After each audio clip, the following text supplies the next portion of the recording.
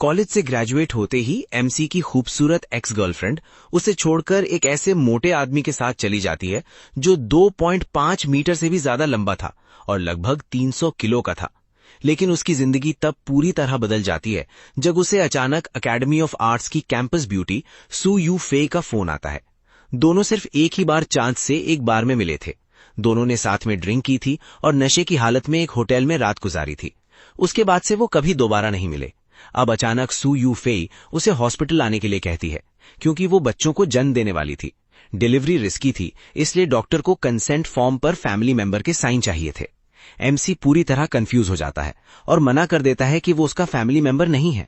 तब sue you Fei एक ऐसा सच बताती है जो उसके होश उड़ा देता है। वो कहती है कि उसके पेट में जो बच्चे हैं वो सब एमसी के ही हैं। एमसी को उसकी बात पर बिल्कुल भी यकीन नहीं होता। उसे लगता है कि सू यू फेई किसी और के बच्चों की जिम्मेदारी उसके सर डालना चाहती है। जैसे ही वो कॉल काटने वाला होता है तभी उसके सामने एक mysterious super dad system activate हो जाता है। पहला मिशन था हॉस्पिटल जाकर कंसेंट फॉर्म साइन करना, जिसका रिवॉर्ड था 2 लाख युआन।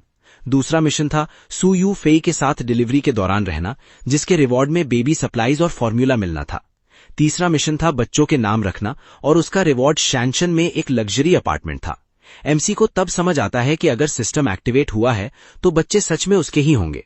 ये सोचते ही वो बिना देरी किए हॉस्पिटल की तरफ निकल पड़ता है ताकि सच का पता लगा सके। हॉस्पिटल में सू यू फेई की सीनियर उसे तसल्ली देने की कोशिश कर रही होती है और सब लोग बेचैनी से किसी के कंसेंट फॉर्म साइन करने का इंतजार कर रहे होते हैं। डॉक्टर बताता है कि सू यू फेई एक साथ 4 बच्चों को जन्म देने वाली है। क्वाड्रुप्लेट्स की प्रेगनेंसी बहुत ही रेयर होती है और डिलीवरी के वक्त रिस्क भी काफी ज्यादा होता है। एमसी अभी भी शॉक में होता है, लेकिन फिर भी कंसेंट फॉर्म साइन कर देता है। जैसे ही वो साइन करता है, सिस्टम तुरंत उसके अकाउंट में 2 लाख युआन ट्रांसफर कर देता है। इतनी सी चीज के बदले इतना बड़ा रिवॉर्ड देखकर वो हैरान रह जाता है और समझ जाता है कि ये तो सिर्फ शुरुआत है। सू यू फेई की बेस्ट फ्रेंड गुस्से में एमसी का सामना करती है और उस पर इल्जाम लगाती है कि उसने प्रेगनेंसी के दौरान सू यू फेई को अकेला छोड़ दिया। एमसी समझाता है कि उस रात जो भी हुआ था वो दोनों की मर्जी से हुआ था, लेकिन उनकी बात और आगे बढ़ पाती उससे पहले ही सू यू फेई को लेबर पेन शुरू हो जाता है। नर्सेस तुरंत उसे डिलीवरी रूम में ले जाती हैं और सब बाहर इंतजार करने लगते हैं। इसी वक्त एमसी पूरी तरह एक्सेप्ट कर लेता है कि सिर्फ एक अनएक्सपेक्टेड रात की वजह से वो अब बाप बनने वाला है और वो दिल से डिसाइड करता है कि अब वो अपनी जिम्मेदारी से कभी पीछे नहीं हटेगा। काफी टेंशन भरे इंतजार के बाद डॉक्टर बाहर आता है और गुड न्यूज देता है। डिलीवरी सक्सेसफुल रही थी। सू यू फेई ने सेफली 4 बच्चों को जन्म दिया था, जिनमें 3 बेटियां और 1 बेटा था।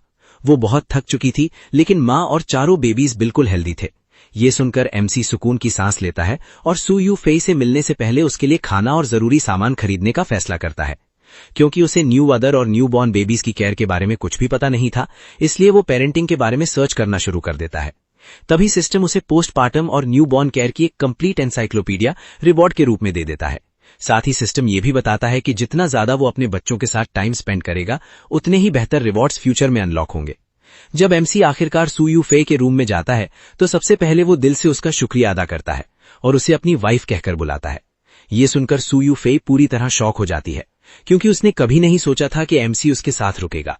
वो बताती है कि कंसेंट फॉर्म साइन करने के बाद ही उसने डिसाइड कर लिया था कि अगर जरूरत पड़ी तो वो अकेले ही 4 बच्चों को बड़ा करेगी और कभी भी एमसी को फोर्स नहीं करेगी। लेकिन एमसी प्यार से उसकी बात रोक देता है और कहता है कि ये सिर्फ उसकी जिम्मेदारी नहीं है, ये बच्चे उसके भी हैं और उनका फादर होने के नाते उसकी जिम्मेदारी और भी बड़ी है।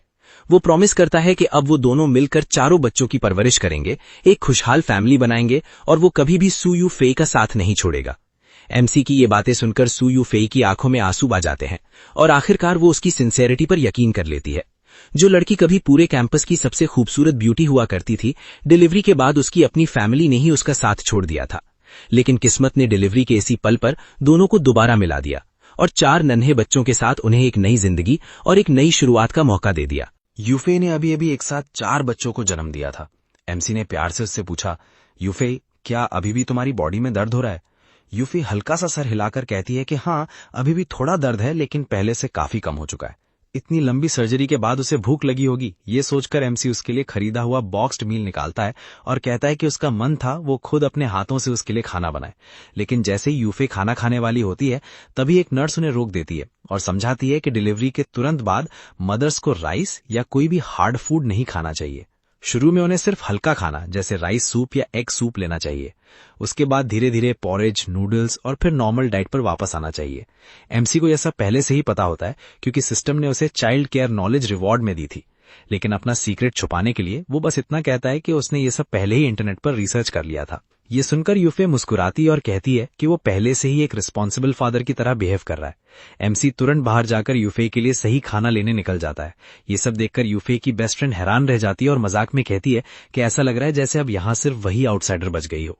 कुछ देर बाद एक नर्स एमसी को याद दिलाती है कि जैसे ही बेबीज उठ जाएंगे यूफे को उन्हें ब्रेस्ट फीडिंग शुरू करनी होगी। जब एमसी पहली बार अपनी 3 बेटियों और 1 बेटे को देखता है तो उसकी खुशी छिपाए नहीं छुपती। चारों बेबीज इतने ज्यादा क्यूट होते हैं कि वहां मौजूद हर इंसान यही कहता है कि इतने हैंडसम और ब्यूटीफुल पेरेंट्स के बच्चे बड़े होकर भी उतने ही खूबसूरत होंगे। जैसे ही एमसी अपने बच्चों को देखता है तभी सिस्टम दोबारा एक्टिवेट होता है और उसे एक और जबरदस्त रिवॉर्ड देता है। इस बार उसे सिटी की सबसे बड़ी लिस्टेड कंपनीज में से एक जुनलिन ग्रुप का 40% ओनरशिप स्टेक मिल जाता है। ये देखकर एमसी पूरी तरह शॉक हो जाता है। यूफे की फैमिली का बिजनेस बैंकरप्ट होने से पहले भी जुनलिन ग्रुप जैसी जायंट कॉर्पोरेशन के सामने कुछ भी नहीं था। एक हफ्ते बाद यूफे और चारों बेबीज को फाइनली हॉस्पिटल से डिस्चार्ज मिल जाता है। यूफे हर दिन उनका ख्याल रखने के लिए एमसी का दिल से शुक्रिया अदा करती है और मानती है कि अगर वो अकेली होती तो कभी भी 4 न्यूबॉर्न बेबीज को संभाल नहीं पाती। जब सब लोग एमसी के छोटे से रेंटेड अपार्टमेंट में पहुंचते हैं तो यूफे उसकी सिंपल लिविंग देखकर थोड़ी सरप्राइज हो जाती है। तब एमसी उसे अपना पास्ट बताता है। वो कहता है कि एक वक्त था जब वो एक रिच सेकंड जनरेशन हेयर था। उसकी फैमिली के पास कई बिल्डिंग्स और बिलियंस की प्रॉपर्टी थी, लेकिन पेरेंट्स की कंपनी बैंकरप्ट होने के बाद सब कुछ चला गया। फिर भी वो यूफे को तसल्ली देता है कि ज्यादा दिन नहीं लगेंगे और वो सब मिलकर एक बहुत अच्छे घर में शिफ्ट हो जाएंगे। तभी चारों बेबीज रोना शुरू कर देते हैं और दोनों डिसाइड करते हैं कि अब उनके नाम रखने का वक्त आ गया है। 3 बेटियों के नाम एमसी रखता है, ये शिहान, ये वेननुआन और ये जियून। यूफे को तीनों नाम बहुत पसंद आते हैं। जब बारी उनके इकलौते बेटे की आती है तो एमसी मजाक में उसका नाम ये दाजे रखने की बात करता है। ये सुनकर यूफे हंस पड़ती और कहती है कि लगता है वो अपनी बेटियों से ज्यादा बेटे को प्यार करता है। एमसी मुस्कुराता है और मान लेता है कि वो सिर्फ मजाक कर रहा था। आखिर में वो अपने बेटे का नाम ये चैन रखता है। उसकी दुआ होती है कि उसका बेटा बड़ा होकर शांत, जिम्मेदार और इतना स्ट्रांग बने कि अपनी तीनों बहनों की हमेशा हिफाजत कर सके। यूफे भी खुशी खुशी इस नाम पर हाँ कर देती है और उनके बेटे का नाम ऑफिशियली ये चैन रख दिया जाता है। डिलीवरी और इतने सारे काम के बाद यूफे काफी थक चुकी होती है। वो एमसी से पूछती है कि क्या वो थोड़ी देर आराम कर सकती है। एमसी प्यार से उससे सोने के लिए कहता है और प्रॉमिस करता है कि जब तक वो आराम करेगी तब तक वो खुद चारों बच्चों का ख्याल रखेगा। जैसे ही नेमिंग सेरेमनी कंप्लीट होती है, सिस्टम अनाउंस करता है कि एक और मिशन कंप्लीट हो चुका है। रिवॉर्ड के रूप में एमसी को सानशान रेजिडेंस में एक लग्जरी अपार्टमेंट मिलता है। सिस्टम बताता है कि अपार्टमेंट की कीज पहले से ही उसकी पॉकेट में है, जबकि प्रॉपर्टी सर्टिफिकेट और सारे लीगल डॉक्यूमेंट्स अपार्टमेंट के लिविंग रूम के ड्रॉर में रखे हुए हैं। एमसी अभी यही सोच ही रहा होता है कि इतना महंगा अपार्टमेंट वो यूफे को कैसे समझाएगा, तभी उसके फोन पर एक कॉल आती है। सामने वाला आदमी बहुत रिस्पेक्ट के साथ उसे प्रेसिडेंट ये कहकर बुलाता है और पूछता है कि वो कंपनी संभालने कब वापस आ रहा है। तब जाकर एमसी को समझ आता है कि सिस्टम ने जो जुनलिन ग्रुप का 40% स्टेक दिया था, उसकी वजह से वो कंपनी का सबसे बड़ा शेयर होल्डर और नया ओनर बन चुका है। जब एमसी कंपनी पहुंचता है तो सब लोग उस यंग लड़के को हैरानी से देखने लगते हैं। सबको लगता है कि शायद वो गलत जगह आ गया है, क्योंकि सामने वाली सीट सिर्फ कंपनी के चेयरमैन के लिए रिजर्व थी। जब एमसी खुद को जुनलिन ग्रुप का नया ओनर ये क्यों बताता है तो पूरा हॉल हंसने लगता है। किसी को भी यकीन नहीं होता कि सिर्फ 20 साल के आसपास का एक लड़का इतनी बड़ी कंपनी का ओनर हो सकता है। लेकिन उनकी हंसी उसी वक्त रुक जाती है जब वाइस चेयरमैन यांग मिंग शुए उसके सामने रिस्पेक्ट के साथ 50 मिलियन युआन का कॉन्ट्रैक्ट रखती हैं और उसे प्रेसिडेंट ये कहकर एड्रेस करती हैं। अपनी आइडेंटिटी कंफर्म होने के बाद एमसी कंपनी के डेली ऑपरेशंस वाइस चेयरमैन यांग मिंग शुए को हैंडल करने के लिए दे देता है और कहता है कि रूटीन मैटर्स के लिए बार बार उससे अप्रूवल लेने की जरूरत नहीं है। उसके बाद वो अपनी पर्सनल सेक्रेटरी जू शाओफिंग से मिलता है। थोड़ा एम्बैरेस्ड होते हुए वो धीरे से पूछता है कि क्या फाइनेंस डिपार्टमेंट उसके पर्सनल बैंक अकाउंट में सिर्फ 5 मिलियन युआन ट्रांसफर कर सकता है। शाओफिंग मुस्कुराकर कहती है कि अब वो कंपनी का ओनर है, अगर वो चाहे तो 500 मिलियन युआन भी सिर्फ एक शब्द बोलकर ट्रांसफर करवा सकता है। ये सुनकर एमसी ऑकवर्ड सी स्माइल करता है और कहता है कि फिलहाल 5 मिलियन ही उसके लिए काफी हैं। कुछ ही देर में 5 मिलियन युआन उसके अकाउंट में आ जाते हैं। सिस्टम से मिले हुए 200,000 युआन को मिलाकर अब उसके पास इतने पैसे हो चुके थे कि वो अपनी फैमिली पर पेरेंट्स के बिजनेस कोलैप्स होने के बाद चढ़ा हुआ 3 मिलियन युआन से भी ज्यादा का कर्ज चुका सके। सारा डेट क्लियर करने के बाद भी उसके पास इतने पैसे बचने वाले थे कि वो यूफेई और अपने चारों बच्चों के लिए एक बहुत अच्छा घर खरीद सके। कुछ देर बाद एमसी यूफेई से कहता है कि वो तैयार हो जाए क्योंकि वो उसे एक स्पेशल जगह ले जाना चाहता है। यूफेई क्यूरियोसिटी से पूछती है कि वो दोनों कहाँ जा रहे हैं, लेकिन एमसी बस मुस्कुराकर कहता है कि ये एक सरप्राइज है। तब यूफेई को याद आता है कि अगर दोनों घर से बाहर चले गए तो बेबीज का ख्याल कौन रखेगा। एमसी उसे तसल्ली देता है और बताता है कि उसने पहले ही यूफेई की बेस्ट फ्रेंड को बुला लिया है जो कुछ देर के लिए चारों बच्चों का ख्याल रख लेगी। ये क्यों यूफेई को लेकर उस जगह पहुंचता है जिसे वो उनका नया घर बताता है। जैसे ही यूफेई देखती है कि वो शान रेसिडेंस के सामने खड़े हैं, वो पूरी तरह शॉक हो जाती है। ये पूरे शहर का सबसे लग्जरी अपार्टमेंट कॉम्प्लेक्स था, जहां सबसे सस्ता अपार्टमेंट भी हंड्रेड्स ऑफ मिलियन युआन का था। एमसी मुस्कुराते हुए कहता है कि उसने कुछ दिन पहले ही यहाँ एक अपार्टमेंट खरीदा था, लेकिन अब तक उसे देखने का मौका नहीं मिला, इसलिए वो चाहता था कि दोनों साथ में पहली बार अपना नया घर देखें। यूफेई को अपनी आंखों पर यकीन ही नहीं होता, फिर भी वो उसके साथ अंदर चली जाती है। तभी सीन शिफ्ट होता है। दूर से यूफेई का एक्स बॉयफ्रेंड उन दोनों को देख लेता है। वो हैरानी से उन्हें घूरता रह जाता है और सोचता है कि शायद उसने गलत इंसान को देख लिया। उसके हिसाब से ये क्यू जैसा बैंकरप्ट आदमी कभी भी उस जगह घर नहीं खरीद सकता था जहां सिर्फ शहर के सबसे अमीर लोग रहते थे। जैसे ही दोनों अपार्टमेंट के अंदर एंटर करते हैं, यूफेई उसकी लग्जरी देखकर बिल्कुल स्टन रह जाती है।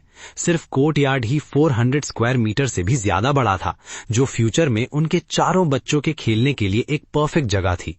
घर का हर कोना इतना लग्जरियस था कि यूफेई बस देखते ही रह जाती है। जब ये क्यू देखता है कि यूफेई को ये घर बहुत पसंद आया है, तो वो सजेस्ट करता है कि वो अगले कुछ दिनों में यहाँ शिफ्ट हो जाए।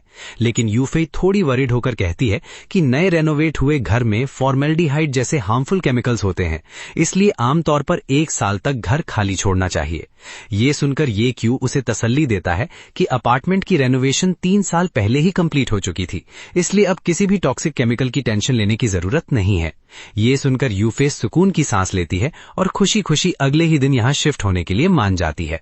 यूफेई की बेस्ट फ्रेंड भी पूरे घर को देखकर हैरान रह जाती है। उसके दिमाग में बस एक ही सवाल घूम रहा होता है कि आखिर ये क्यू इतने कम टाइम में इतना अमीर कैसे बन गया। घर से निकलते वक्त ये क्यू उसे लंच के लिए रुकने को कहता है, लेकिन वो पोलाइटली मना कर देती है क्योंकि उसके पहले से कुछ प्लान्स होते हैं। घर वापस आते ही अचानक उनका एक बेबी जोर जोर से रोना शुरू कर देता है। यूफेई पहले अंदाजा लगाती है कि शायद उसे भूख लगी होगी। फिर वो ये क्यू से कहती है कि तीसरे बेबी का डायपर चेक करें। अगर डायपर हैवी लगे तो इसका मतलब है कि उसे तुरंत चेंज करना पड़ेगा। ये क्यू मान लेता है कि उसने आज तक कभी डायपर चेंज नहीं किया, लेकिन जैसे ही वो थोड़ा हेजिटेट करता है, तभी सुपर डैड सिस्टम एक बार फिर एक्टिवेट हो जाता है और उसे complete newborn care knowledge reward में दे देता है। सारी इन्फॉर्मेशन पलक भर में उसके दिमाग में आ जाती है और वो एक एक्सपीरियंस्ड पेरेंट की तरह बिना किसी प्रॉब्लम के डायपर चेंज कर देता है। ये देखकर यूफेई सरप्राइज हो जाती है और पूछती है कि क्या उसने पहले भी कभी डायपर चेंज किया है। ये क्यू बस मुस्कुराकर कहता है कि एक बार देखने के बाद ये काफी सिंपल लगा। कुछ देर बाद यूफेई कहती है कि शायद उन्हें एक नैनी रख लेनी चाहिए, क्योंकि एक साथ 4 न्यू बॉर्न बेबीज का ख्याल रखना बहुत एग्जॉस्टिंग था। ऊपर से कुछ ही दिनों में ये क्यू को भी जॉब पर जाना होगा। लेकिन ये क्यू तुरंत उसकी बात काट देता है और कहता है कि टेंशन लेने की कोई जरूरत नहीं है। उसने अभी अभी ग्रेजुएशन कंप्लीट की है और अभी ऑफिशियली काम शुरू भी नहीं किया। सबसे इंपॉर्टेंट बात यह है कि उसके लिए दुनिया की कोई भी चीज उसके बच्चों से ज्यादा वैल्यूएबल नहीं है। हालांकि अब वो बिलियंस की कंपनी जुनलिन ग्रुप का ओनर बन चुका था, फिर भी वो फिलहाल ये सच यूफेई को नहीं बताता। वो डिसाइड करता है कि सही वक्त आने पर ही सब कुछ बताएगा। ये क्योंकि ये बातें सुनकर यूफेई का दिल भर आता है। उसे यकीन ही नहीं होता कि वो अपना करियर साइड में रखकर सिर्फ उसके और बच्चों के साथ रहना चाहता है। थोड़ी देर बाद वो मजाक में उससे पूछती है कि उसके लिए ज्यादा इंपॉर्टेंट कौन है, बच्चे या फिर वो। ये क्यों बिना एक सेकंड सोचे जवाब देता है कि उसकी वाइफ ही उसकी जिंदगी की सबसे इंपॉर्टेंट इंसान है। उसके लिए यूफेई हमेशा उसकी छोटी सी प्रिंसेस रहेगी, चाहे वो कितने भी बच्चों की मां क्यों ना बन जाए। ये सुनकर यूफेई शर्मा जाती है और उसके चेहरे पर एक प्यारी सी स्माइल आ जाती है। कुछ ही देर बाद तीसरा बेबी दोबारा रोना शुरू कर देता है। यूफेई ये क्यू को याद दिलाती है कि रेफ्रिजरेटर में ब्रेस्ट मिल्क के कुछ बैग्स रखे हुए हैं और वो उनमें से एक बॉटल में गर्म करके बेबी को पिला दे। फ्रोजन मिल्क देखकर ये क्यू एक पल के लिए सोच में पड़ जाता है कि इसे सही तरीके से गर्म कैसे किया जाए, लेकिन सिस्टम से मिली पेरेंटिंग नॉलेज की वजह से वो परफेक्ट टेम्परेचर पर मिल्क प्रिपेयर कर लेता है। जैसे ही वो पहली बार अपने बेबी को बॉटल से फीड कराता है, सिस्टम फिर से रिवॉर्ड देता है। इस बार रिवॉर्ड था 10 मिलियन युआन से भी ज्यादा कीमत वाली पोर्शे 918 स्पाइडर। इतना बड़ा रिवॉर्ड देखकर ये क्यू अंदर ही अंदर इतना खुश हो जाता है कि उसकी स्माइल रुकती ही नहीं। जब यूफेई उससे पूछती है कि वो इतना मुस्कुरा क्यों रहा है, तो वो बात को टाल देता है और उल्टा पूछ लेता है कि लंच में उसका क्या खाने का मन है। यूफेई कहती है कि उसका sweet and Sawar pork ribs खाने का मन कर रहा है। ये सुनते ही तुरंत ये क्यू मार्केट जाकर फ्रेश रिब्स लाने और खुद अपने हाथों से उसके लिए खाना बनाने का ऑफर करता है। यूफेई को कुछ देर बेबीज का ख्याल रखने के लिए कहकर वो घर से बाहर निकल जाता है। रास्ते में ये क्यू लग्जरी कार डीलरशिप पर रुकता है ताकि सिस्टम से मिली रिवॉर्ड में अपनी पोर्शे 918 स्पाइडर कलेक्ट कर सके। इत्तेफाक से वहां उसकी एक्स गर्लफ्रेंड भी मिल जाती है। वो उसे देखते ही हंसने लगती है और मजाक उड़ाते हुए कहती है कि उस जैसे गरीब आदमी की हिम्मत कैसे हुई इतने महंगे शोरूम में आने की। उसके हिसाब से अगर ये क्यू पूरी जिंदगी भी काम करे तब भी वो ऐसी सुपर कार कभी अफोर्ड नहीं कर सकता। लेकिन ये क्यू बिल्कुल शांत रहता है और कहता है कि वो यहाँ कार खरीदने नहीं बल्कि अपनी खुद की कार लेने आया है। उसकी बात सुनकर एक्स गर्लफ्रेंड जोर जोर से हंस पड़ती है। वो उसकी तरफ उंगली दिखाकर कहती है कि जो आदमी पब्लिक रेंटल बाइसिकल पर शोरूम तक आया है, उसकी बात पर कौन यकीन करेगा कि शोरूम की सबसे महंगी सुपर कार उसकी है। तभी शोरूम का सेल्स स्टाफ पोलाइटली ये क्यू के पास आता है। ये क्यू अपना इंट्रोडक्शन देता है और बताता है कि पोर्श 918 स्पाइडर का असली ओनर वही है और वो बस अपनी कार कलेक्ट करने आया है। ये सुनकर सेल्स पर्सन शॉक हो जाता है और रिस्पेक्टफुली माफी मांगते हुए कहता है कि उन्हें पहले डीलरशिप मैनेजर को बुलाकर उसकी आइडेंटिटी वेरीफाई करनी होगी, क्योंकि पोर्श 918 स्पाइडर पूरे शोरूम की सबसे वैल्यूएबल कार थी। उधर ये क्यू की एक्स गर्लफ्रेंड को और भी पक्का यकीन हो जाता है कि वो सिर्फ एक्टिंग कर रहा है। वो सबके सामने जोर जोर से उसका मजाक उड़ाती है। वो औरत सबके सामने ये क्यू की तरफ उंगली दिखाकर जोर से कहती है कि ये आदमी सिर्फ फ्री स्नैक्स और ड्रिंक्स खाने के लिए शोरूम में आया है। उसकी बात सुनकर शोरूम का एक एम्प्लॉय तुरंत ये क्यू के पास आता है और पोलाइटली कहता है कि अगर वो कार खरीदने नहीं आया तो उसे शोरूम छोड़ देना चाहिए। लेकिन ये क्यू बिल्कुल शांत रहता है और फिर से वही बात दोहराता है कि वो यहाँ कार खरीदने नहीं बल्कि अपनी कार कलेक्ट करने आया है। ये सुनकर उसकी एक्स गर्लफ्रेंड फिर से हंसने लगती है और उसका मजाक उड़ाते हुए कहती है कि उस जैसे आदमी के पास पोर्श खरीदने के पैसे कब से आ गए। ये क्यू बस हल्की सी स्माइल करता है और कहता है कि सिर्फ पोर्श ही नहीं, उसने पोर्श 918 स्पाइडर खरीदी है। एक पल के लिए वो लड़की चुप हो जाती है, लेकिन अगले ही सेकंड और भी जोर से हंस पड़ती है। वो सबको याद दिलाती है कि पोर्श 918 स्पाइडर की सबसे सस्ती कार भी 13 मिलियन युआन से ज्यादा की होती है। ऊपर से ये क्यू तो बैंकरप्ट हो चुका था और उस पर अभी भी मिलियंस का कर्ज था। उसके हिसाब से तो वो अभी जो फ्री स्नैक्स खाकर आया है उनके पैसे भी नहीं दे सकता। ये सब देखकर सिक्योरिटी गार्ड्स आगे बढ़ते हैं और ये क्यू को 3 सेकंड का टाइम देते हैं। वो कहते हैं कि अगर उसने तुरंत शोरूम नहीं छोड़ा तो उसे जबरदस्ती बाहर निकाल दिया जाएगा। लेकिन उसी वक्त डीलरशिप मैनेजर भागते हुए वहां पहुंच जाता है और गुस्से में गार्ड्स को रोक देता है। वो एम्प्लॉयज को डांट लगाता है कि उन्होंने शोरूम के सबसे इंपॉर्टेंट कस्टमर्स में से एक को पहचाना ही नहीं। मैनेजर तुरंत उस एम्प्लॉय को जॉब से निकाल देता है जिसने ये क्यू को बाहर निकालने की कोशिश की थी और रिस्पेक्ट के साथ उससे माफी मांगता है। इसके बाद वो पर्सनली सारे डॉक्यूमेंट्स ये क्यू को हैंड ओवर करता है और उसकी बिल्कुल नई पोर्श 918 स्पाइडर उसके सामने लाकर खड़ी कर देता है। ये क्यू मैनेजर का शुक्रिया अदा करता है और अपनी लग्जरी सुपर कार को देखकर मुस्कुराता है। उसे पता था कि ये कार जहां भी जाएगी हर किसी की नजर उसी पर टिक जाएगी। लेकिन उसकी एक्स गर्लफ्रेंड फिर भी यकीन नहीं करती। वो बार बार कहती रहती है कि ये कार किसी भी हाल में ये क्यू की नहीं हो सकती। तभी मैनेजर शांति से बताता है कि उन्होंने काफी पहले ही ये क्यू की आइडेंटिटी वेरीफाई कर ली थी और वही पोर्श 918 स्पाइडर का असली ओनर है। अब उस लड़की के पास बोलने के लिए कुछ भी नहीं बचता। वो बस चुपचाप देखती रह जाती है जब ये क्यू अपनी 10 मिलियन युआन से भी महंगी सुपर कार लेकर शोरूम से निकल जाता है। तभी सीन शिफ्ट होता है। घर पहुंचते ही चारों बेबीज एक साथ दूध के लिए रोना शुरू कर देते हैं। यूफेई ये क्यू से कहती है कि रेफ्रिजरेटर में रखा हुआ ब्रेस्ट मिल्क गर्म करके बेबीज को पिला दे। जैसे ही ये क्यू पहली बार अपनी सबसे बड़ी बेटी को बॉटल से फीड कराता है, सुपर डैड सिस्टम फिर से एक्टिवेट हो जाता है। इस बार रिवॉर्ड के रूप में उसे गॉड टियर कुकिंग स्किल्स मिलती हैं। ये देखकर वो खुद भी सरप्राइज रह जाता है। सिस्टम उसे बताता है कि हर बेबी को पहली बार फीड करने पर अलग अलग रिवॉर्ड मिलता है। ये सुनकर ये क्यू खुशी से हंस पड़ता है। अब उसे समझ आ गया था कि उसके हर बच्चे के साथ एक नया वैल्यूएबल रिवॉर्ड जुड़ा हुआ है।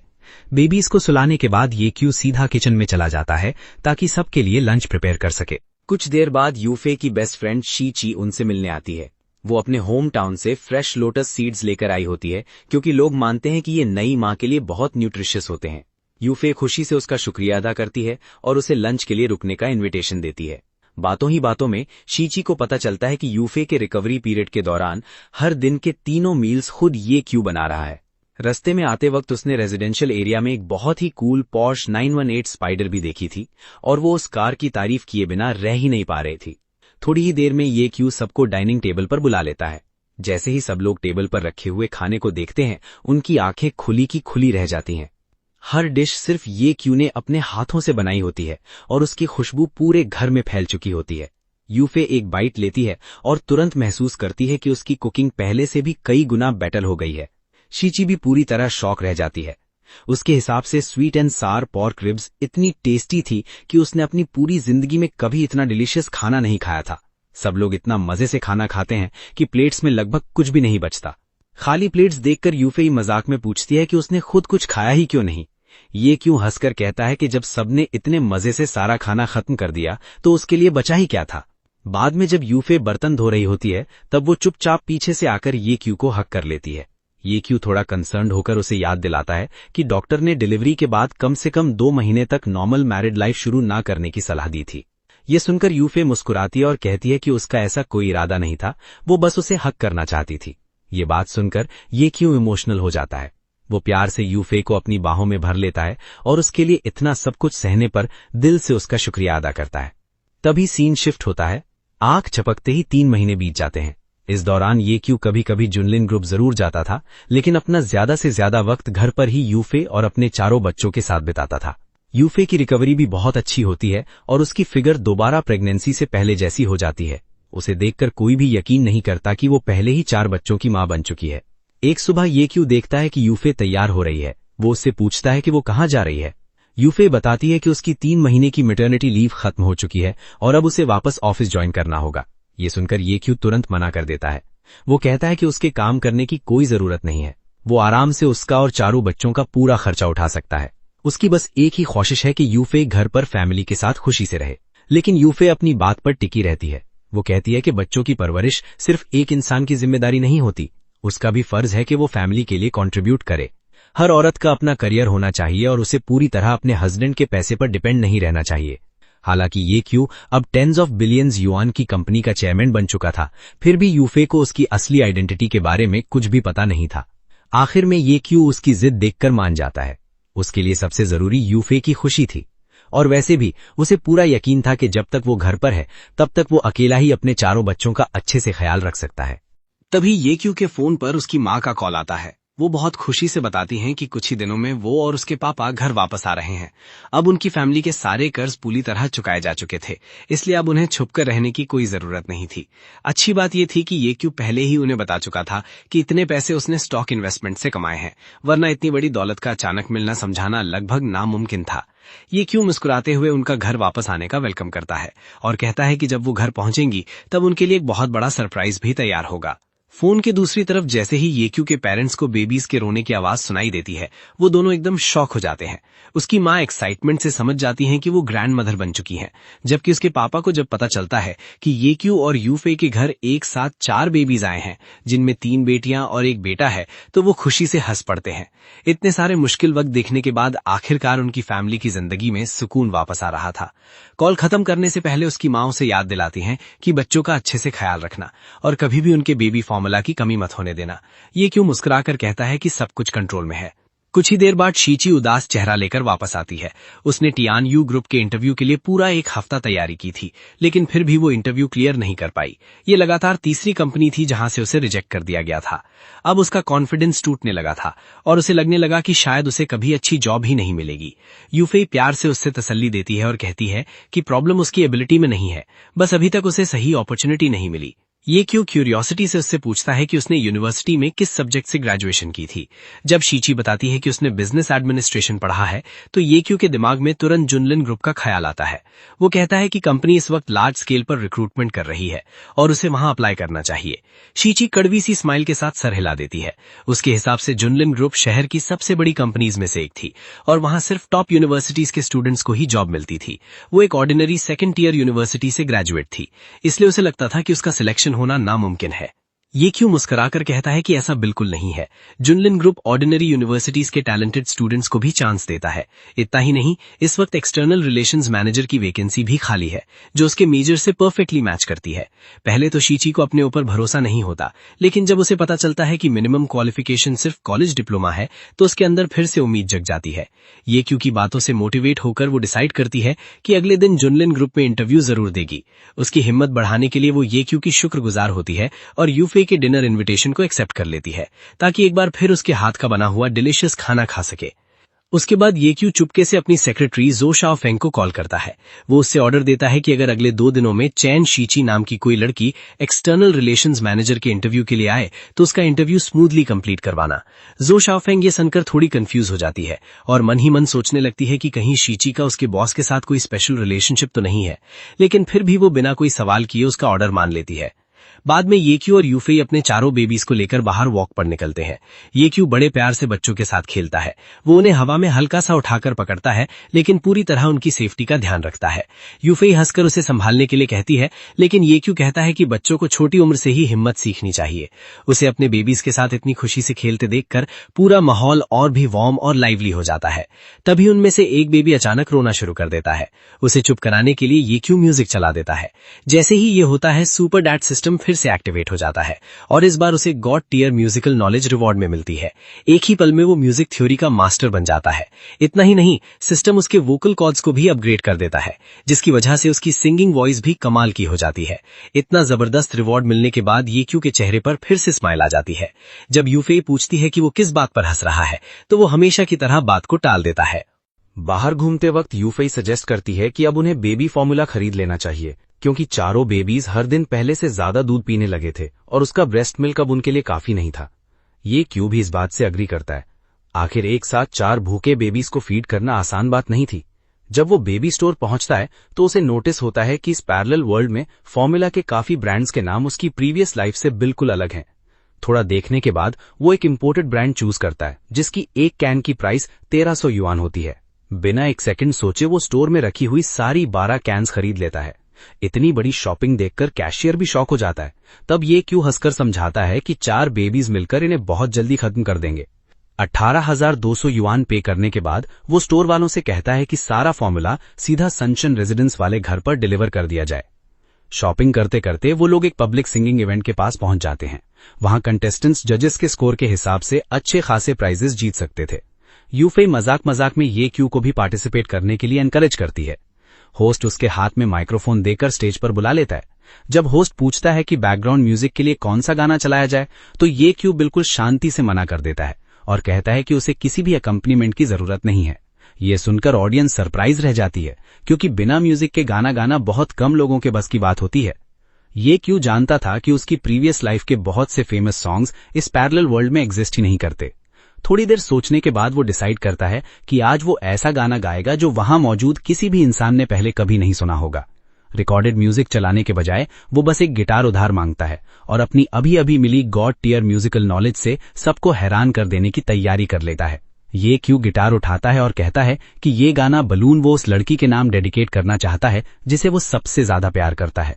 वो चाहता था कि ये शाम यूफई के लिए हमेशा यादगार बन जाए। जैसे ही वो गाना शुरू करता है, पूरा माहौल एकदम शांत हो जाता है। गाने के हर एक लिरिक्स उन दोनों की जिंदगी को बिल्कुल परफेक्टली बयान कर रहे थे। जब से यूफई ने उनके 4 बच्चों को जन्म दिया था, तब से ये क्यू हर पल उसके साथ खड़ा रहा था, बिल्कुल उस गाने की तरह जो बताता था कि 2 लोगों का एक दूसरे को पाना कितना प्रेशियस होता है। ये सब सुनते सुनते यूफई की आंखों में खुशी साफ दिखने लगती है। उस पल उसे लगता है कि दुनिया की सबसे खुशनसीब औरत वही है, जबकि ये क्यू के लिए उसकी सबसे बड़ी खुशी हमेशा सिर्फ यूफे ही थी। जैसे ही परफॉर्मेंस खत्म होती है, सारे जजेस बिना किसी हेजिटेशन के उसे परफेक्ट स्कोर दे देते हैं। ऑडियंस जोर जोर से तालियां बजाने लगती है और पूरा इवेंट सिर्फ ये क्यू की परफॉर्मेंस की बात करने लगता है। एक ही गाने से वो उस इवेंट का सबसे बड़ा हाईलाइट बन जाता है। तभी सीन शिफ्ट होता है। अगले दिन शी की इंटरव्यू देने के लिए जुनलिन ग्रुप पहुंचती है। रिसेप्शनिस्ट उसे इंटरव्यू रूम तक ले जाती है, जहां उसका सामना जो शाओफेंग से होता है। जो शाओफेंग उसका नाम कंफर्म करती है और फिर मुस्कुराकर सीधा कहती है कि उसका इंटरव्यू ऑलरेडी पास हो चुका है और वो अगले ही दिन से कंपनी ज्वाइन कर सकती है। ये सुनकर शी की पूरी तरह से शॉक हो जाती है। ना किसी ने उसका रेज्यूमे देखा, ना ही एक भी इंटरव्यू क्वेश्चन पूछा। उसे सिर्फ ज्वाइनिंग के डॉक्यूमेंट्स फिल करने थे। कंपनी से बाहर निकलने के बाद भी उसके दिमाग में बस एक ही बात चल रही होती है, हर चीज इतनी आसानी से कैसे हो गई। जितना वो सोचती है उतना ही उसे लगता है कि किसी ने पीछे से उसकी हेल्प की है, और आखिर में उसके दिमाग में सिर्फ एक ही नाम आता है, ये क्यों। वो तुरंत यूफेई को कॉल करके गुड न्यूज देती है। यूफेई भी उसके लिए बहुत खुश होती है और उसे कॉन्ग्रेचुलेशंस देती है। शीकी कहती है कि वो ये क्यों का भी शुक्रिया अदा करना चाहती है, क्योंकि उसी ने युनलिन ग्रुप में अप्लाई करने की सलाह दी थी। कॉल खत्म होने के बाद यूफेई एक्साइटमेंट के साथ ये क्यू को बताती है कि शीकी का सिलेक्शन हो गया है, लेकिन ये क्यू बस मुस्कुराता है और ऐसे बिहेव करता है जैसे उसे इस बारे में कुछ भी ना पता हो। अपनी नई जॉब की खुशी में शीकी दोनों को डिनर ट्रीट देना चाहती है, लेकिन घर पर 4 बेबीज होने की वजह से बाहर जाना पॉसिबल नहीं था। यूफेई डिनर कैंसिल करने की बात करती है, लेकिन शीकी हंसकर कहती है कि उसकी कोई जरूरत नहीं है। जब ये क्यू के हाथ का बना खाना किसी रेस्टोरेंट से कम नहीं है, तो वो खुद ग्रोसरीज लेकर उनके घर आ जाएगी और सब मिलकर वहीं डिनर करेंगे। कुछ ही देर बाद शीकी ढेर सारी ग्रोसरीज लेकर उनके घर पहुंच जाती है। इतना सारा सामान देखकर यूफे मजाक में कहती है कि उसने इतना खाना लाकर बेचारे ये क्यू को और ज्यादा मेहनत करने पर मजबूर कर दिया। जब ये क्यू किचन में कुकिंग कर रहा होता है, तब शीकी धीरे से यूफे के पास आती है और उससे वो सवाल पूछती है जो पूरे दिन से उसके दिमाग में घूम रहा था। वो यूफे को इंटरव्यू के बारे में सब कुछ बताती है और कहती है कि उसे पक्का लगता है कि किसी ने पीछे से उसके लिए अरेंजमेंट किया था। फिर वो थोड़ा हिचकिचाते हुए पूछती है कि कहीं ऐसा तो नहीं कि ये क्यू ही जुनलिन ग्रुप का चेयरमैन हो।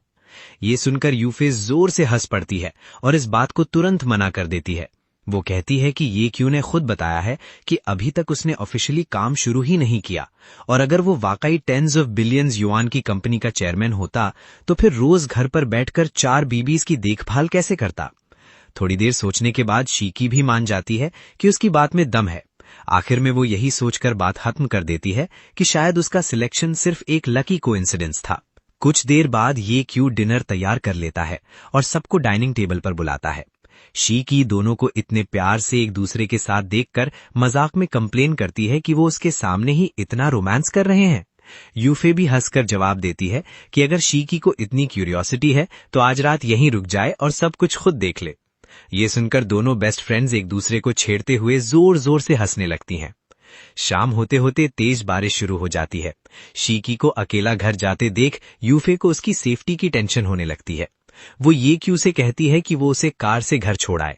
पहले तो शीकी मना करती है और कहती है कि वो टैक्सी ले लेगी, लेकिन दोनों के बार बार कहने पर वो आखिर में उनकी बात मान लेती है।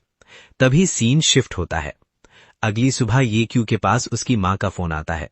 वो बताती हैं कि वो और उसके पापा एयरपोर्ट पहुंच चुके हैं। ये सुनकर ये क्यू एक्साइटमेंट में तुरंत उन्हें लेने के लिए निकल पड़ता है। उधर यूफे भी जल्दी से अच्छे कपड़े चेंज करती है, क्योंकि वो अपने फ्यूचर सास ससुर पर अच्छा फर्स्ट इंप्रेशन छोड़ना चाहती थी। कल बारिश में चलाने की वजह से ये क्यू की पॉश सर्विस पर गई हुई थी, इसलिए इस बार वो अपनी दूसरी लग्जरी कार लेकर एयरपोर्ट पहुंचता है।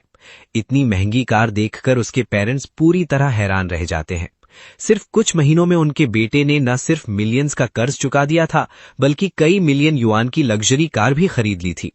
पहले उन्हें लगता था कि शायद ये पैसे किसी रिलेटिव ने दिए होंगे, लेकिन अब अपने बेटे का कॉन्फिडेंस देखकर उन्हें लगने लगता है कि उसने ये सब खुद कमाया है। जब सब लोग शान रेजिडेंस पहुंचते हैं तो उनके पेरेंट्स पहले यही समझते हैं कि ये अपार्टमेंट रेंट पर लिया गया होगा, लेकिन ये क्यू शांति से बताता है कि ये अपार्टमेंट उसने खरीदा है। घर के अंदर जाकर उनका शौक और भी बढ़ जाता है। सिर्फ कुछ महीनों के अंदर उनके बेटे ने कर्ज चुका दिया, लग्जरी अपार्टमेंट खरीद लिया, महंगी कार्स ले ली, शादी कर ली और एक साथ 4 बच्चों का पिता भी बन गया। उन्हें यकीन ही नहीं होता कि ये वही ये क्यू है जिसे उन्होंने बचपन से बड़ा किया था। अब वो और इंतजार नहीं कर पाते और तुरंत पूछते हैं कि उनके ग्रैंड चिल्ड्रन कहाँ है। ये क्यू उन्हें नर्सरी में ले जाता है, जहां वो पहली बार अपने 4 ग्रैंड चिल्ड्रन से मिलते हैं। इतने प्यारे बेबीज को देखकर दोनों के चेहरे पर खुशी भरी स्माइल आ जाती है। उसके बाद ये क्यू किचन में जाकर सबके लिए खाना बनाना शुरू कर देता है। ये देखकर उनके पेरेंट्स और भी सरप्राइज हो जाते हैं। उनका बेटा बचपन में कभी एक मील भी नहीं बना पाया था, लेकिन आज वो पूरी फैमिली के लिए इतना डिलिशियस खाना बना रहा था। अपने बेटे को इतना मैच्योर देखकर उनके पापा के दिल को सुकून मिलता है। हस्बैंड और फादर बनने के बाद ये क्यू एक ऐसा इंसान बन चुका था जो सिर्फ फैमिली की जिम्मेदारी ही नहीं उठाता था, बल्कि उनका प्यार से ख्याल भी रखता था। जब ये क्यू किचन में बिजी होता है तब उसके पेरेंट्स लिविंग रूम में बैठकर यूफेई से बातें करते हैं और धीरे धीरे उसके बारे में और फैमिली की सिचुएशन के बारे में सब कुछ जान लेते हैं। 3 महीने के हो चुके चारों बेबीज को देखते हुए वो एक और जरूरी बात छेड़ते हैं। वो कहते हैं कि अब जब बच्चे भी पैदा हो चुके हैं तो अब ऑफिशियली शादी का फंक्शन भी कर लेना चाहिए। ये क्यू और यूफेई बिना किसी हेजिटेशन के हाँ कर देते हैं और एल्डर्स से कहते हैं कि वो एक शुभ डेट डिसाइड कर दें। कुछ वक्त साथ बिताने के बाद ये क्यू अपने पेरेंट्स को उनके साथ इसी घर में रहने का इनविटेशन देता है, लेकिन वो प्यार से मना कर देते हैं। उन्होंने पहले ही डिसाइड कर लिया था कि वो अपने होम टाउन वापस चले जाएंगे। उनका मानना था कि नए शादीशुदा कपल को अपनी लाइफ अपने हिसाब से जीने के लिए स्पेस मिलनी चाहिए और पेरेंट्स का सबसे बड़ा फर्ज उनकी मैरिड लाइफ में बिना वजह इंटरफेयर ना करना है। हाँ, जब भी उन्हें अपने ग्रैंड चिल्ड्रन की याद आएगी वो बिना किसी झिझक के उनसे मिलने जरूर वापस आ जाएंगे। यूफेई एक और थका देने वाले दिन के बाद ऑफिस में काफी एग्जॉस्टेड दिख रही होती है। उसकी एक कोवर्कर उसका चेहरा देखकर पूछती है कि क्या उसने रात को ठीक से नींद नहीं ली। यूफेई मजबूरी वाली स्माइल के साथ बताती है कि चारों बेबीज पूरी रात रोते रहे, इसलिए उसे बिल्कुल भी आराम नहीं मिल पाया। कुछ ही देर बाद उसके फोन पर उसकी मां का कॉल आता है। वो प्यार से पूछती हैं कि वो कैसी है। मौसम ठंडा हो रहा है इसलिए गर्म कपड़े पहनने की याद दिलाती हैं और पूछती हैं कि जो पैसे उन्होंने पहले भेजे थे क्या वो काफी थे। इतना ही नहीं, वो ये भी कहती हैं कि जरूरत हो तो वो और 100,000 युआन ट्रांसफर कर देती हैं। ये सुनकर यूफेई तुरंत मना कर देती है और कहती है कि अब और पैसे भेजने की बिल्कुल जरूरत नहीं है। उसकी मां थोड़ी सरप्राइज होकर पूछती हैं कि क्या वो दोबारा जॉब पर चली गई है या फिर अभी भी इस बात से नाराज है कि वो उससे मिलने नहीं आ पाई। फिर वो समझाती हैं कि कुछ दिन पहले यूफेई के पापा की ट्यूमर की सर्जरी हुई थी। सर्जरी के बाद रिकवरी के दौरान वो हमेशा उनके साथ रहीं, इसी वजह से वो कहीं ट्रैवल नहीं कर पाईं। ये बात सुनकर यूफेई तुरंत अपने पापा की तबीयत के बारे में पूछती है। उसकी मां उसे तसल्ली देती है कि सर्जरी सक्सेसफुल रही और अब उनकी रिकवरी धीरे धीरे अच्छी चल रही है। तभी सीन शिफ्ट होता है। उधर जो शाओफेंग अपना काम डिस्कस करने के बाद ये क्यू के घर से निकलने वाली होती है। उसी वक्त यूफेई ऑफिस से घर लौट रही होती है और उसकी नजर एक खूबसूरत और एलिगेंट लड़की पर पड़ती है जो उसके घर से बाहर आ रही थी। जाते जाते वो रिस्पेक्ट के साथ यूफेई को मिसेज ये कहकर ग्रीट करती है।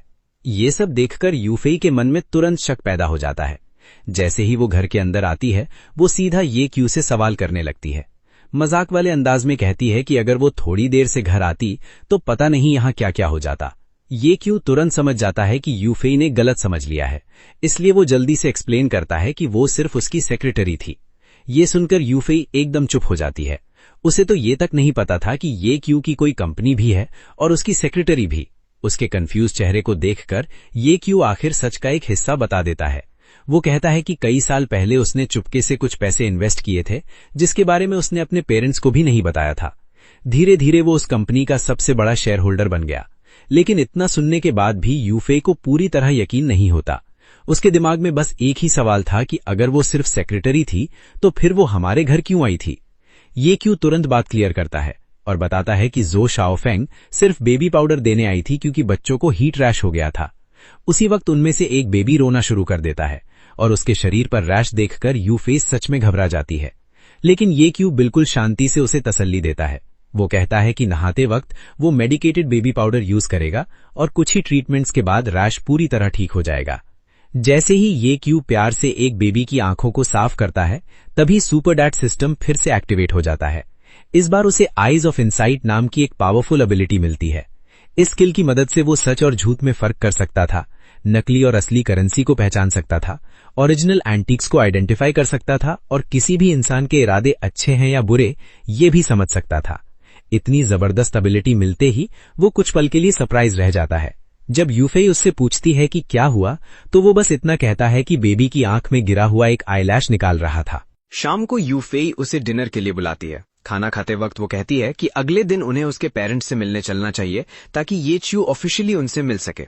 ये सुनकर ये च्यू खुशी खुशी मान जाता है, लेकिन फिर उसे याद आता है कि उसने अपने फ्यूचर फादर एंड लॉ के लिए कोई गिफ्ट ही प्रिपेयर नहीं किया। तब यूफेई उसे बताती है कि उसके पापा को चाय पीना बहुत पसंद है और उन्हें एंटीक्स और फेमस पेंटिंग्स कलेक्ट करने का भी बहुत शौक है। ये सुनकर ये च्यू डिसाइड करता है कि वो एक एंटीक शॉप जाकर उनके लिए कोई अच्छा सा गिफ्ट खरीदेगा। एंटीक शॉप पहुंचते ही ओनर बड़े एक्साइटमेंट के साथ एक से बढ़कर एक चीजें दिखाने लगता है। एक बार तो वो इतनी बड़ी बड़ी बातें कर देता है कि एक एंटीक को किसी पुराने एम्परर की चीज बता देता है, लेकिन तुरंत अपनी गलती सुधार लेता है जब उसकी बात पकड़ी जाती है।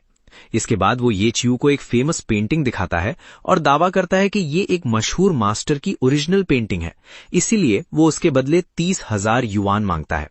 लेकिन आईज ऑफ इनसाइट की वजह से ये च्यू एक ही नजर में उसका झूठ पकड़ लेता है। शॉप ऑनर जिस पेंटिंग को इतनी मेहनत से बेचने की कोशिश कर रहा था, उसकी असली वैल्यू बहुत कम थी। वहीं दूसरी तरफ दुकान में रखी हुई कई पेंटिंग्स के बीच ये च्यू को एक और पेंटिंग दिख जाती है जो असल में एक ओरिजिनल मास्टरपीस थी और जिसकी कीमत बहुत बड़ी फॉर्चून के बराबर थी।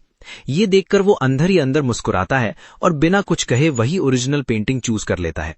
शॉप ओनर भी खुशी खुशी डील कंप्लीट कर देता है, बिना इस बात का अंदाजा लगाए कि उसने अपनी दुकान का सबसे कीमती खजाना उसकी असली कीमत के सिर्फ एक छोटे से हिस्से में बेच दिया है। तभी सीन शिफ्ट होता है। उधर यूफेई के पेरेंट्स अपनी बेटी के अगले दिन घर आने की बात कर रहे होते हैं।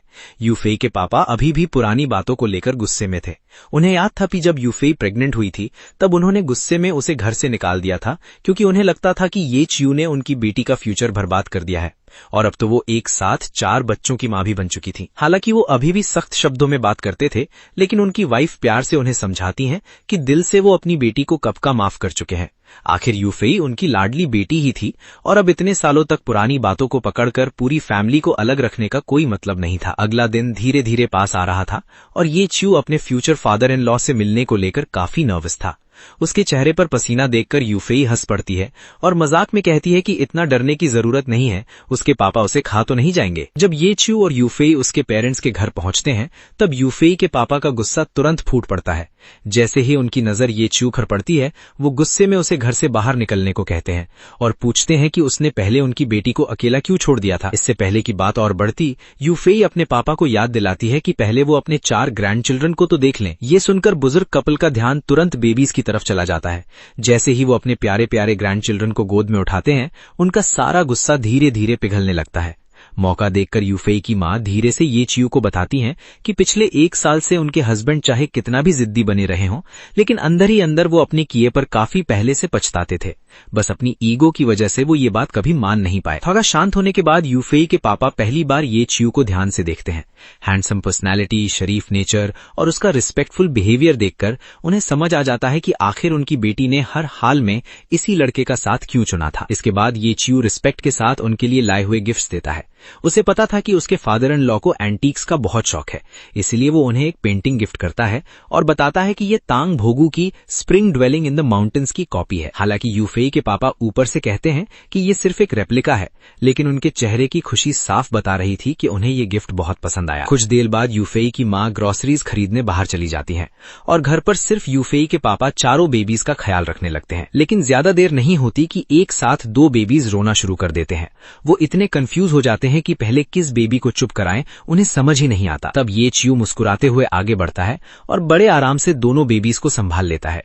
उसकी प्रैक्टिस और एक्सपीरियंस देखकर यूफेई के पापा का दिल धीरे धीरे उसके लिए बदलने लगता है। ये च्यू दिल से उनसे कहता है कि उसे पता है उनके मन में अभी भी उसके लिए काफी शिकायतें हैं, लेकिन वो वादा करता है कि अपनी पूरी जिंदगी में कभी भी यूफेई या उनके चारों बच्चों को किसी भी चीज की कमी या तकलीफ नहीं होने देगा। यूफेई के पापा जिद में कहते हैं कि उन्होंने अभी तक उसे माफ नहीं किया है। ये सुनकर ये च्यू बस मुस्कुराता है और कहता है कि अगर उन्होंने सच में माफ ना किया होता तो आज वो दोनों इतनी शांति से एक साथ बैठकर बात ही नहीं कर रहे होते। लंच के वक्त यूफेई की मां क्यूरियोसिटी से ये क्यू के काम के बारे में पूछती हैं। तब यूफेई मजाक में कहती है कि अगर full time stay at home dad बनना भी प्रोफेशन माना जाए तो वही उसका काम है। ये सुनकर उसके पेरेंट्स काफी सरप्राइज हो जाते हैं कि एक आदमी घर पर रहकर बच्चों का ख्याल रखता है और उसकी वाइफ ऑफिस जाती है। तब यूफेई जल्दी से समझाती है कि भले ही ये क्यू रोज घर पर रहता है, लेकिन उसने कई बिजनेसेस में इन्वेस्टमेंट की हुई है और बिना घर से निकले भी बहुत पैसे कमा लेता है। इसी दौरान जब एक बेबी को दूध पिलाया जा रहा होता है तो अचानक वो मिल्क से चोक कर जाता है। ये देखकर ग्रैंड पेरेंट्स घबरा जाते हैं, लेकिन ये क्यू बिल्कुल शांत रहता है और बताता है कि बेबी ने बहुत जल्दी जल्दी दूध पीने की वजह से हवा भी निकल ली है। वो प्यार से बेबी की पीठ थपथपाता है और जैसे ही ट्रैप्ड एयर बाहर निकलती है, बेबी तुरंत ठीक हो जाता है। ये सब देखकर यूफेई के पापा उसकी चाइल्ड केयर नॉलेज से काफी इंप्रेस हो जाते हैं। जब यूफेई की मां लंच बनाना शुरू करती हैं, तब ये क्यू नोटिस करता है कि सर्जरी के बाद उनके हाथ में अभी भी दर्द है। वो तुरंत उन्हें आराम करने के लिए कहता है और खुद कुकिंग करने की बात करता है। वो खुशी खुशी मान जाती हैं। थोड़ी ही देर में ये क्यू पूरी टेबल पर एक से बढ़कर एक डिलिशियस डिशेस सजा देता है। खाना चखते ही यूफेई के पापा भी उसकी तारीफ किए बिना नहीं रह पाते। उन्हें हैरानी होती है कि ये लड़का सिर्फ बच्चों का ही नहीं बल्कि इतना कमाल का खाना बनाना भी जानता है। आज यूफेई के पापा का मूड काफी अच्छा था, इसीलिए सेलिब्रेट करने के लिए वो अपनी सबसे स्पेशल लिकर की बोतल निकाल लाते हैं। हालांकि उनकी सर्जरी को ज्यादा वक्त नहीं हुआ था, फिर भी वो पीने की जिद करते हैं। मजाक में वो ये क्यू से पूछते हैं कि कहीं एक गिलास पीते ही बेहोश तो नहीं हो जाएगा। ये क्यू कॉन्फिडेंस के साथ कहता है कि उसकी अल्कोहल टॉलरेंस भी उनके जितनी ही स्ट्रांग है। ये जवाब सुनकर बुजुर्ग जोर से हंस पड़ते हैं और दोनों के लिए एक एक और ड्रिंक भर देते हैं। जैसे जैसे ड्रिंक्स चलती रहती हैं, यूफेई और उसकी मां बार बार उन्हें ज्यादा ना पीने की सलाह देती हैं, लेकिन खुशी के मारे वो किसी की बात नहीं सुनते। थोड़ी देर बाद इमोशनल होकर वो अपने दिल की बात कह देते हैं। वो मानते हैं कि चाहे बच्चे शादी से पहले पैदा हुए हों, लेकिन उनकी बेटी को एक प्रॉपर स्टेटस और ऑफिशियल शादी मिलनी ही चाहिए। ये कहकर वो फैमिली रजिस्ट्रेशन बुक निकालते हैं और ये क्यू के हाथ में देते हुए कहते हैं कि दोनों जितनी जल्दी हो सके अपनी मैरिज ऑफिशियली रजिस्टर करवा लें। आंखों में आंसू रोककर वो ये क्यू को वार्निंग भी देते हैं कि अगर उसने कभी यूफेई को दुख दिया तो वो उसे कभी माफ नहीं करेंगे। ये क्यू भी पूरी सिंसियरिटी के साथ वादा करता है कि अपनी पूरी जिंदगी वो यूफेई और अपने चारों बच्चों का प्यार से ख्याल रखेगा। इसके बाद घर का माहौल पहले से काफी वार्म हो जाता है।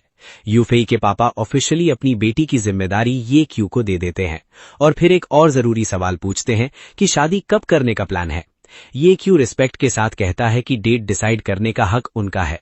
ये जवाब सुनकर बुजुर्ग खुश हो जाते हैं और डिसाइड करते हैं कि अगले महीने शादी होगी। साथ ही वो ये क्यू को याद दिलाते हैं कि सारी तैयारियां अच्छे से करनी होंगी। ये क्यू भी कॉन्फिडेंस के साथ प्रॉमिस करता है कि वो इस शादी को बिल्कुल परफेक्ट बनाएगा। यूफेई के पेरेंट्स को अच्छी सेहत की दुआ देकर दोनों वहां से घर वापस लौट आते हैं। तभी सीन शिफ्ट होता है। कुछ ही देर बाद यूफेई टेंशन भरा चेहरा लेकर घर आती है। वो ये क्यू को बताती है कि उसकी कंपनी ने उसे जुनलिन ग्रुप के साथ बिजनेस पार्टनरशिप की नेगोशिएशन के लिए भेजने का फैसला किया है, लेकिन जुनलिन ग्रुप जैसे जायंट कॉरपोरेशन के सामने उसकी कंपनी बहुत छोटी थी। उसे बिल्कुल समझ नहीं आ रहा था कि वो उन्हें पार्टनरशिप के लिए कैसे कन्विंस करेगी। इसी प्रेशर की वजह से वो बहुत नर्वस थी। ये क्यू हल्का सा मुस्कुराता है और पूछता है कि क्या वो उसकी असली आइडेंटिटी जानती है। फिर बिल्कुल कैजुअली बताता है कि असल में वही जुनलिन ग्रुप का चेयरमैन है और पूछता है कि क्या वो सरप्राइज हुई। लेकिन यूफेई तुरंत हंस पड़ती है। उसे लगता है कि ये क्यू सिर्फ मजाक कर रहा है, क्योंकि उसके लिए इतनी बड़ी बात सच होना नामुमकिन था। इसके बाद उसे याद आता है कि उसकी यूनिवर्सिटी की एक क्लासमेट जुनलिन ग्रुप में डिपार्टमेंट मैनेजर के तौर पर काम करती है। वो तुरंत अपनी दोस्त को फोन करती है और वो मीटिंग अरेंज करवाने के लिए मान जाती है। ये सुनकर यूफेई के चेहरे पर फिर से स्माइल आ जाती है। अब उसे लगने लगा था कि कल की बिजनेस नेगोशिएशन के सक्सेसफुल होने की उम्मीद सच में बन गई है। ये क्यू बस हल्की सी स्माइल करता है, लेकिन अंदर ही अंदर उसे लगता है कि यूफेई इस छोटी सी बात को जरूरत से ज्यादा कॉम्प्लिकेटेड बना रही है। जैसे ही यूफेई की नजर उस पर से हटती है, वो चुपके से जुनलिन ग्रुप के एक सीनियर एग्जीक्यूटिव को कॉल करता है और ऑर्डर देता है कि अगले दिन जब हाउली ग्रुप के रिप्रेजेंटेटिव्स पार्टनरशिप के लिए आए तो बिना किसी प्रॉब्लम के कोऑपरेशन तुरंत अप्रूव कर दिया जाए। उन्हें किसी भी तरह परेशान करने की जरूरत नहीं है। सीनियर एग्जीक्यूटिव को इतना सीधा ऑर्डर सुनकर थोड़ी हैरानी होती है, लेकिन वो बिना कोई सवाल किए तुरंत मान जाता है। आखिर प्रेसिडेंट ये का डिसीजन ही फाइनल होता था। अगले दिन जब यूफेई जुनलिन ग्रुप पार्टनरशिप की बात करने पहुंचती है, तब उसकी मुलाकात अचानक उसकी पुरानी यूनिवर्सिटी क्लासमेट लियू प्याओ प्याओ से हो जाती है। जो कभी कॉलेज की कैंपस ब्यूटी हुआ करती थी, वो यूफेई को ऊपर से नीचे तक देखकर घमंड भरी स्माइल करती है। उसे लगता है कि यूफेई उसके पास मदद मांगने आई है। ऊपर से फ्रेंडली बनने का नाटक करते हुए वो कहती है कि वो यूफेई को मैनेजर लियू से मिलवा देगी, लेकिन असल में वो उसे किसी और जगह लेकर जाती है। रास्ते में चलते चलते लियू प्याओ प्याओ अपना असली इरादा बता देती है। वो कहती है कि मैनेजर लियू से मिलने से पहले यूफेई को डायरेक्टर जांग को खुश करना पड़ेगा। इतना ही नहीं, वो ये भी मान लेती है कि पिछली रात ही उसने यूफेई की फोटो डायरेक्टर जांग को दिखा दी थी और वो उसे देखते ही इंटरेस्टेड हो गया था। फिर वो यूफेई का मजाक उड़ाते हुए कहती है कि इतनी बड़ी पार्टनरशिप बिना कोई कीमत चुकाए किसी को नहीं मिलती। हर किसी को कुछ ना कुछ सैक्रिफाइस करना ही पड़ता है। तभी सीन शिफ्ट होता है। इसी दौरान शीची की नजर कंपनी में यूफेई पर पड़ती है। उसका उदास चेहरा देखकर वो तुरंत पूछती है कि क्या हुआ। तब यूफेई उसे सारी बात बता देती है, डायरेक्टर जैंग की गंदी शर्त से लेकर लियू प्याओ प्याओ की साजिश तक। ये सब सुनकर शीची का खून खौल उठता है।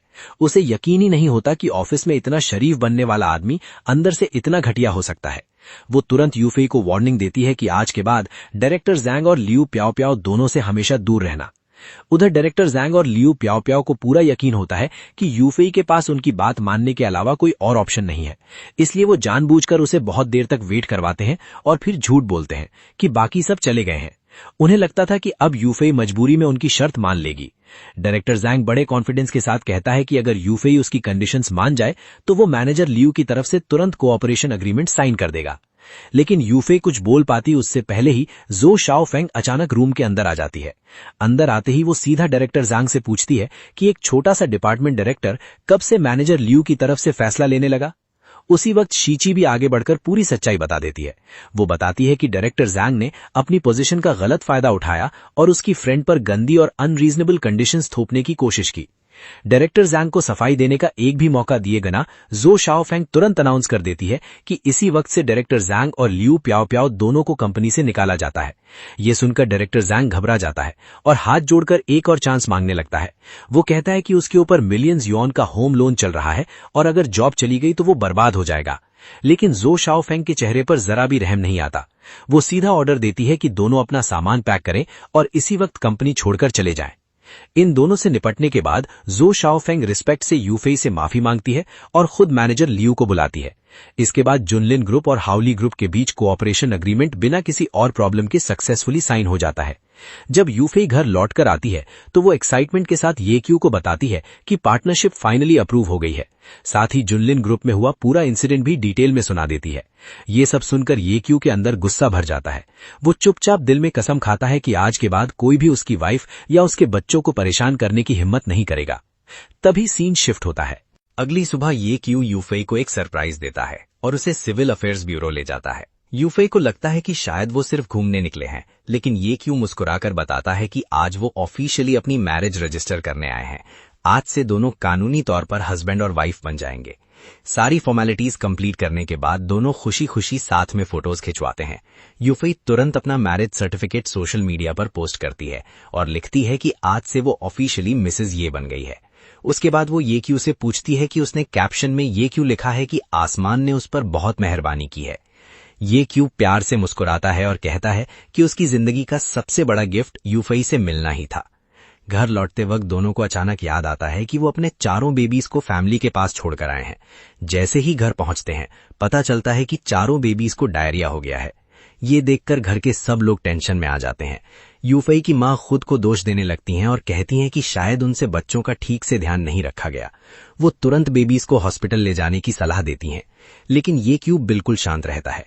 वो सबको समझाता है कि 1 साल से छोटे बेबीज में डायरिया होना काफी कॉमन बात है और हर बार ये कोई सीरियस प्रॉब्लम नहीं होती। सिस्टम से मिली पेरेंटिंग नॉलेज का यूज करते हुए वो खुद ही बेबीज का ट्रीटमेंट करता है और कुछ ही देर में उनकी तबीयत धीरे धीरे ठीक होने लगती है। ये सब देखकर यूफेई एक बार फिर उसकी तरफ तारीफ भरी नजरों से देखती है। हर बार की तरह इस बार भी येक्यू ने सबको अपनी कैपेबिलिटी से सरप्राइज कर दिया था। कुछ ही देर बाद येक्यू के पास जुनलिन ग्रुप से एक कॉल आती है। कंपनी के स्टाफ बताते हैं कि उनका नया हुआयू स्मार्टफोन सिर्फ 1 घंटे बाद ऑफिशियली लॉन्च होने वाला है और पूछते हैं कि क्या वो हमेशा की तरह प्रेस कॉन्फ्रेंस अटेंड करेंगे। येक्यू हाँ में जवाब देता है और कहता है कि वो थोड़ी देर में कंपनी पहुंच रहा है। तभी सीन शिफ्ट होता है। उधर शी की को जुनलिन ग्रुप में एक ऐसा इंसान दिखाई देता है जो बिल्कुल येक्यू जैसा लग रहा था। हालांकि उसे पूरा यकीन नहीं था, फिर भी वो ये बात यूफेई को बताती है। ये सुनकर यूफेई के दिल में पहली बार सच में शक पैदा होने लगता है और वो सोचने लगती है कि कहीं येक्यू उससे कोई बहुत बड़ा राज तो नहीं छुपा रहा। जैसे जैसे उनकी शादी का दिन पास आने लगा, येक्यू ने डिसाइड किया कि वो यूफेई के लिए एक ऐसी वेडिंग रिंग तैयार करेगा जो सच में सबसे स्पेशल हो। रिंग देखने के लिए शॉपिंग करते वक्त उसकी अचानक मुलाकात अपने पुराने दोस्त चाओ जिए से हो जाती है। चाओ जिए सोशल मीडिया पर उनकी मैरिज अनाउंसमेंट देख चुका था, इसीलिए वो मुस्कुराते हुए उसे कॉन्ग्रेचुलेशंस देता है और मजाक में कहता है कि येक्यू ने उस लड़की से शादी कर ली जिसे कभी बहुत से लोग पसंद करते थे। जब येक्यू बताता है कि वो एक high quality diamond wedding ring ढूंढ रहा है तो चाओ जिए पूरे कॉन्फिडेंस के साथ कहता है कि वो उसके लिए सबसे परफेक्ट रिंग अरेंज कर देगा। जब दोनों बात ही कर रहे होते हैं तब पूरे शहर में खबर फैल जाती है कि जुनलिन ग्रुप ने ऑफिशियली अपना नया स्मार्टफोन लॉन्च कर दिया है।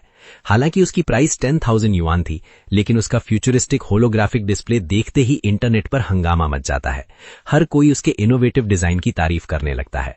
बाद में जब यूफेई घर वापस आती है तो उसकी नजर ये क्यू के हाथ में उसी नए स्मार्टफोन पर पड़ती है। ये देखकर वो पूरी तरह से शॉक हो जाती है, क्योंकि फोन अभी प्री ऑर्डर स्टेज में था और नॉर्मल कस्टमर्स के लिए तो अभी अवेलेबल भी नहीं हुआ था। अब यूफेई अपनी क्यूरियोसिटी को और कंट्रोल नहीं कर पाती। वो सीधा ये क्यू से पूछती है कि क्या वो उससे कोई बात छुपा रहा है। पहले तो ये क्यू बात को टालने की कोशिश करता है, लेकिन फिर यूफेई उससे पूछती है कि क्या वो आज जुनलिन ग्रुप गया था। अब ये क्यू समझ जाता है कि सच छुपाने का कोई फायदा नहीं है, इसीलिए वो मान लेता है कि वो सच में जुनलिन ग्रुप गया था, क्योंकि आज कंपनी का नया स्मार्टफोन लॉन्च हुआ था। ये सुनकर यूफेई और भी कंफ्यूज हो जाती है। वो कहती है कि ऐसे इवेंट में तो सिर्फ कंपनी का ओनर ही शामिल होता है। तब ये क्यू फिर से वही बात दोहराता है जो वो पहले भी कई बार कह चुका था, कि वो ही जुनलिन ग्रुप का चेयरमैन है। इस बार इतनी सारी चीजें अपनी आंखों से देखने और इतने सारे क्लूज मिलने के बाद यूफेई को आखिर यकीन हो जाता है कि ये क्यू शुरू से ही सच बोल रहा था। तभी सीन शिफ्ट होता है। ये क्यू की असली आइडेंटिटी जानने के बाद भी यूफे को लगता था कि जुनलिन ग्रुप जैसी इतनी बड़ी कंपनी को संभालना उसके बस की बात नहीं है। तब ये क्यू प्लार से उसे एनकरेज करता है कि वो कंपनी ज्वाइन करे और उसके साथ मिलकर बिजनेस को मैनेज करे, लेकिन यूफे तुरंत मना कर देती है। वो बताती है कि उसने डांस में ग्रेजुएशन की है, बिजनेस मैनेजमेंट में नहीं, इसलिए उसे लगता है कि वो इस जिम्मेदारी के लायक नहीं है। ये क्यू बस मुस्कुराता है और कहता है कि उसके आसपास केपेबल असिस्टेंट्स होंगे जो हर काम में उसकी हेल्प करेंगे। उसकी बातों से हिम्मत पाकर यूफे आखिरकार कंपनी ज्वाइन करने के लिए हाँ कर देती है।